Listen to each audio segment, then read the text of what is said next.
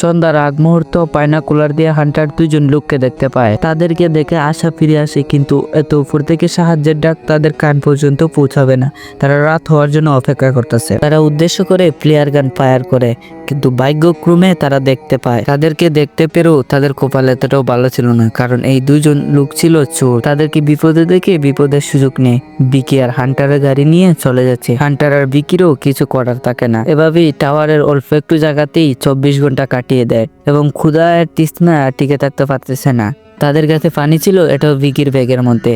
ভিকির ব্যাগটা শুরুর দুর্ঘটনায় দুশ্চিন্তার গিয়ে আটকে যায়। এই জন্য হান্টার সিদ্ধান্ত নিয়ে দড়ি দিয়ে বেয়ে এই জায়গা পর্যন্ত পৌঁছাবে। এটা খুবই বিপজ্জনক একটা ব্যাপার, কিন্তু তাদের কাছে আর কোনো রাস্তা নেই। হান্টার ঠিকই তেমনটাই করে, কিন্তু একদম শেষের দিকে অল্প একটু জন্য পৌঁছাতে পারে না।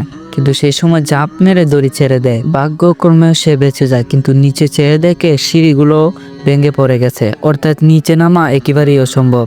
তার সেলফি স্টিক দিয়ে দড়ির সাথে আটকানোর চেষ্টা করতেছে। সে ব্যাগের উপর ঝুলে পড়ে, কিন্তু শেষ মুহূর্তে একটা ছোট্ট ভুলের কারণে হাত ফসকে পড়ে যায়। এটা দেখে ভিকি উপরে ভয় পেয়ে যায়। শেষ মুহূর্তে হান্টার ব্যাগটাকে ধরে ফেলে। খুব কষ্টে ভিকি তাকে উপরে তুলে আনে। সেটার মধ্যে থাকা ডনের মধ্যে একটা সাহায্য নোট পাঠায় শহরের দিকে। মাঝপথে ডনের ব্যাটারি শেষ হতে আবার সেটাকে ফিরিয়ে আনতে হয়। এভাবেই আরো একটা দিন পার হয়ে যায়। পরদিন ভিকি টাওয়ারের মাথায় ওঠে, কিন্তু টাওয়ারের মাথায় একটা ছোট্ট একটা লাইট লাগানো আছে।